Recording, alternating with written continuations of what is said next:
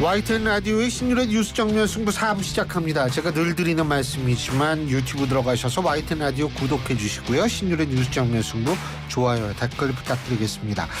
자, 수요일에 4부 키워드로 보는 승부로 꾸며지죠. 오늘도 함께해 주실 두 분 소개해 드리겠습니다. 먼저 김민아 시사평론가 나와 계십니다. 안녕하십니까? 안녕하세요. 예, 그리고 국민의힘 김용태 전 최고위원이십니다. 안녕하세요. 네, 안녕하세요. 김용태입니다. 예. 자, 오늘은 틀리지 말아야죠. 예, 지난주에 틀렸는데. 자, 첫 번째 키워드 개각입니다. 지난주에 잊어먹고 안 했잖아요. 저희도 좀 BGM을 같이 좀 듣고 싶은데. 근데 이게 이쪽으로 귀가 왼쪽으로 들어서 오른쪽으로 슉 빠져요. 이 스테레오의 이 힘이 대단해요. 자, 오늘 개각 어떻게 평가하십니까? 김민하 평론가님. 개각의 필요성이 있으면 언제든지 할 수 있는 것이지만 방향이 뭐냐, 그리고 어떤 의미를 가지는 거냐, 이게 핵심 아니겠습니까? 대통령이 이제 지난번에 그런 말씀했습니다. 새가 이제 좌우의 날개로 날아야 되는 건 맞는데 두 날개가 같이 앞으로 갈 때 의미가 있는 것이지 오른쪽 날개는 앞으로 가려고 하는데 왼쪽 날개가 뒤로 가면 안 된다, 이런 말씀 하시지 않았습니까? 근데 이 개각을 통해서 이제 거기에 빗대서 앞으로의 국정 방향을 예고를 해본다면 왼쪽 날개는 이제 아예 없는 것 같고요, 새가. 그리고 오른쪽 날개도 앞으로 가는 게 아니라 뒤로 가는 것 같다. 이 인사들을 보면서 그런 생각을 안 할 수가 없었다. 그러니까 강경파가 중용되는 것이고, 그다음에 과거 인사이거나 좀 방향이 이제 뒤쪽으로 퇴행적인 방향으로 가는 인사들이 지금 이제 중용되고 있는 그림이어서 저는 이게 바람직한 어떤 통치 방향이라고 생각이 되지가 않고 있습니다. 예, 김용태 전 최고. 대통령께서 주문하셨던 그 전사형 장관, 국무위원 대라고 말씀하셨던 것에 부합하는 인사라고 생각돼요. 그러니까 대통령 생각, 통치 철학 같은 것을 잘 이해하고 아마 전선이라고 표현할까요? 그런 데서 잘 구현할 수 있는 후보자들 아닌가 싶고요. 특히 김혜영 위원 같은 경우는 저희 그 YTN 신율의 뉴스 정면 승부에 또 패널이셨었잖아요. 예.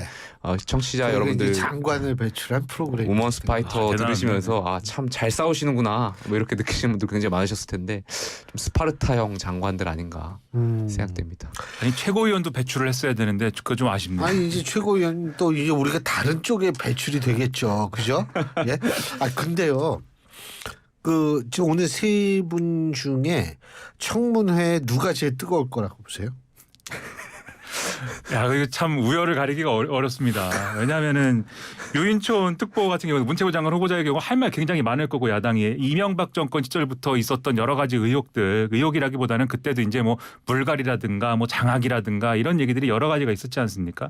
그리고 또 이명박 정권에서 상징적인 어떤 인물이기도 하고, 뭐 예를 들면 방송사 카메라가 비추고 있는데 뭐 좀 욕을 한다든지 뭐 이런 여러 가지 사례들이 있었기 때문에 유인촌 문체부 장관 후보자 뜨거울 것 같고, 그다음에 김행 여가부 장관 후보자는 여가부 폐지 이론부터 시작해서 어떤 역할을 하는 거냐부터 시작해서 그동안 방송에 나와서 상당히 좀 강경파적인 모습을 많이 비춰졌지 않습니까?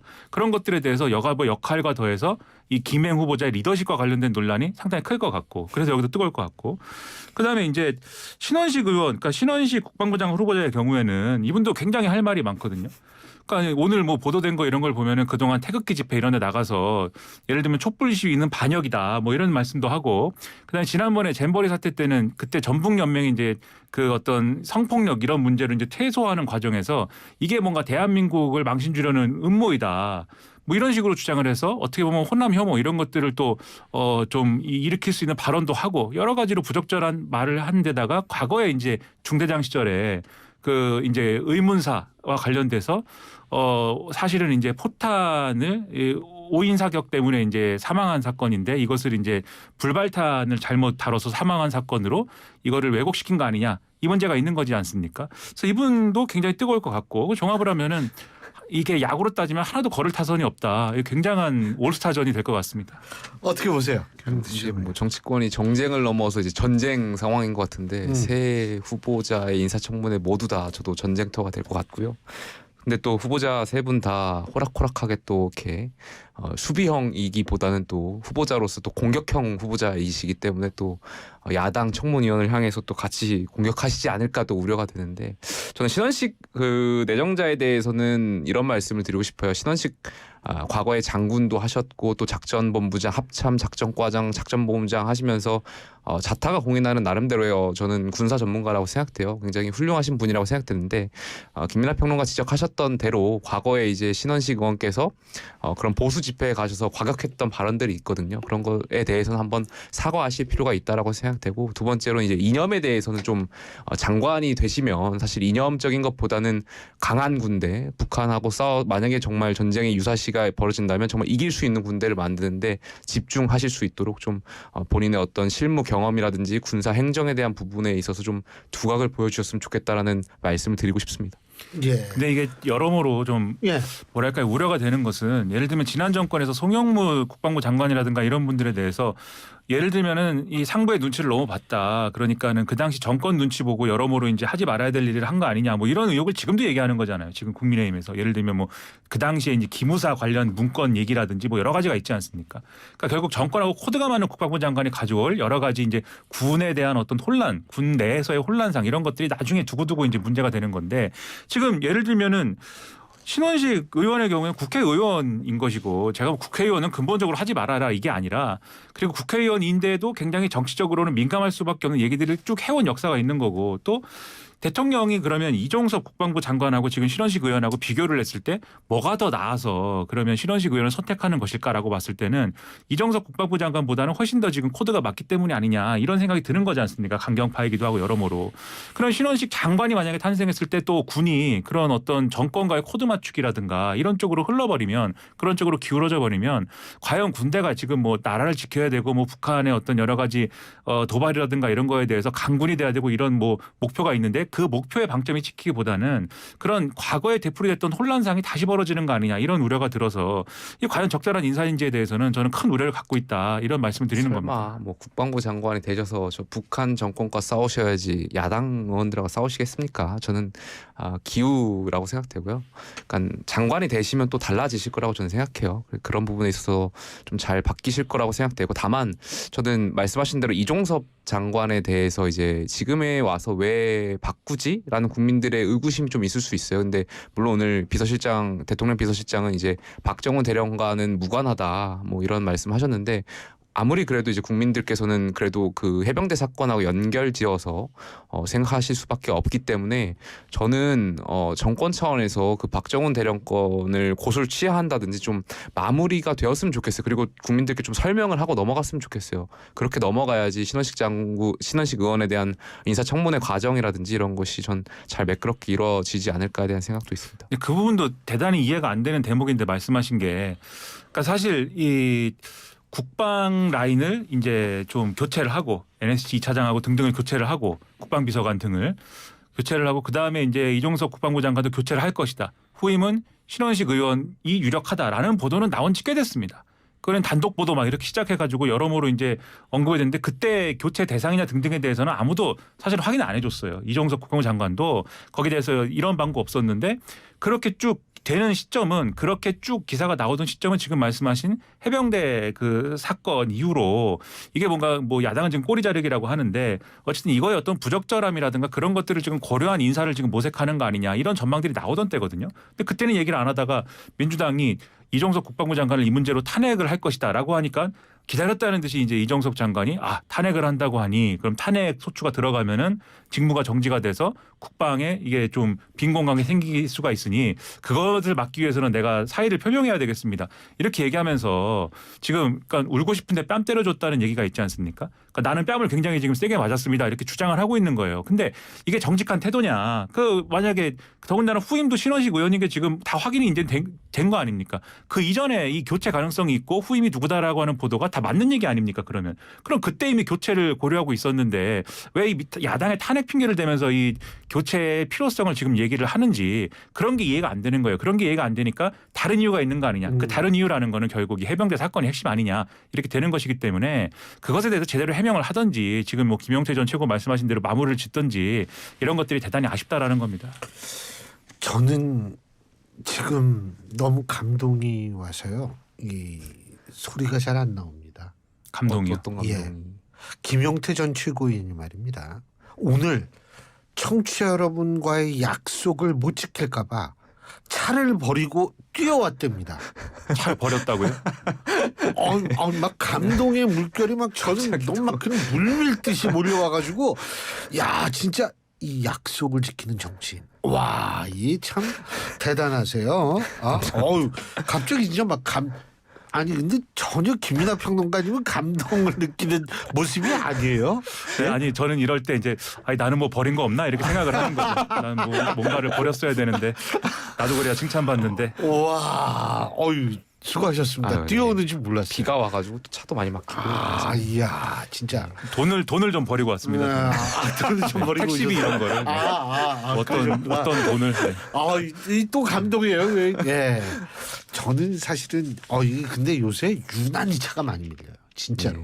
그 참 신기하더라고요. 그럼 요새 왜 이렇게 차가 밀리는지. 알겠습니다. 자, 두 번째 키워드로 가겠습니다. 이재명 대표에 대한 검찰 조사입니다. 진짜 이게 스테레오가 더 세네. 이쪽으로.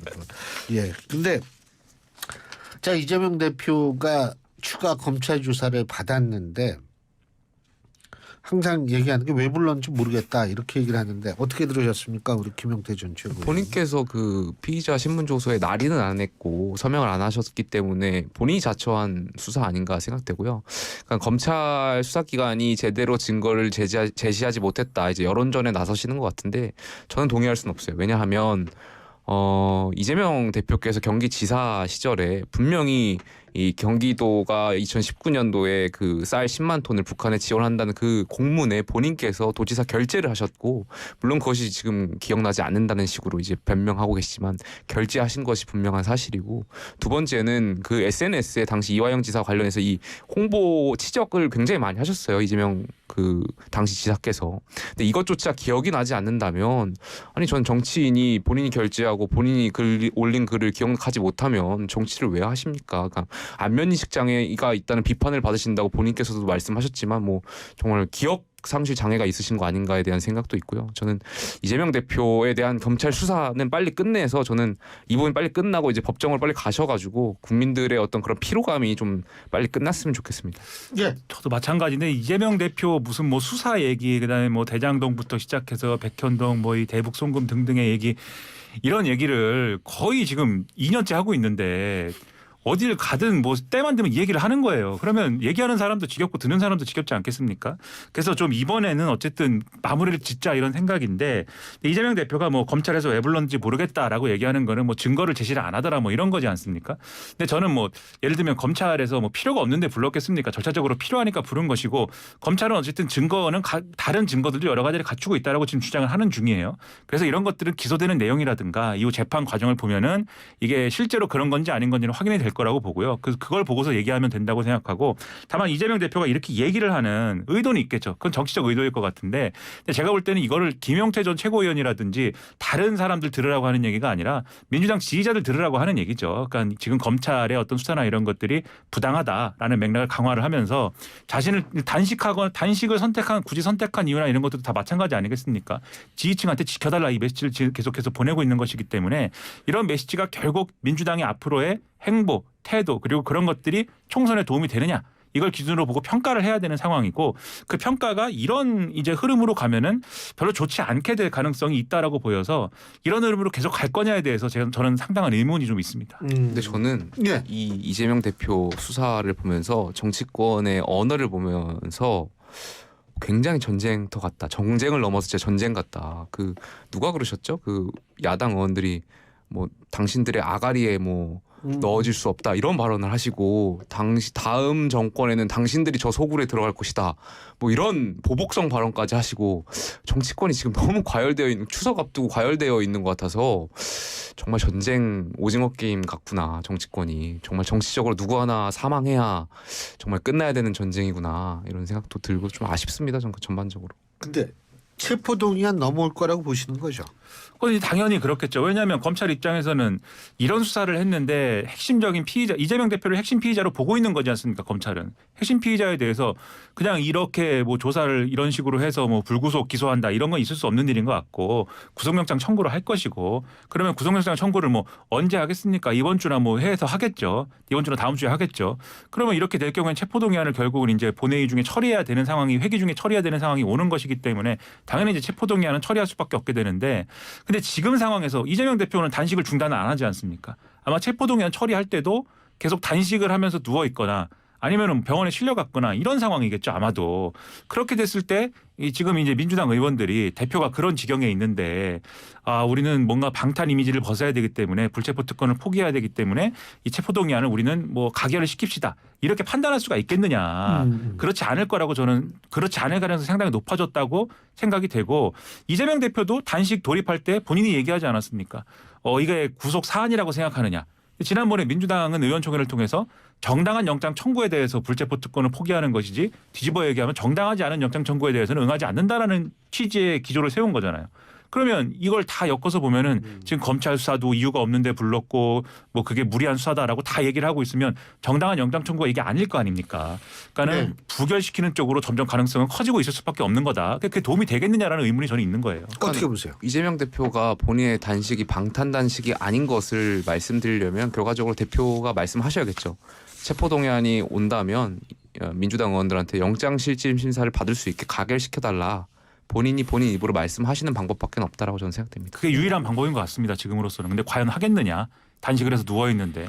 그렇죠. 근데 어쨌든 건강은 많이 걱정이 되는데 언제까지 될지 모르겠습니다. 자, 오늘 두 분 말씀 여기까지 듣겠습니다. 고맙습니다. 감사합니다. 예, 지금까지 김민아 시사평론가, 국민의힘 김용태 전 최고위원 두 분과 함께했습니다.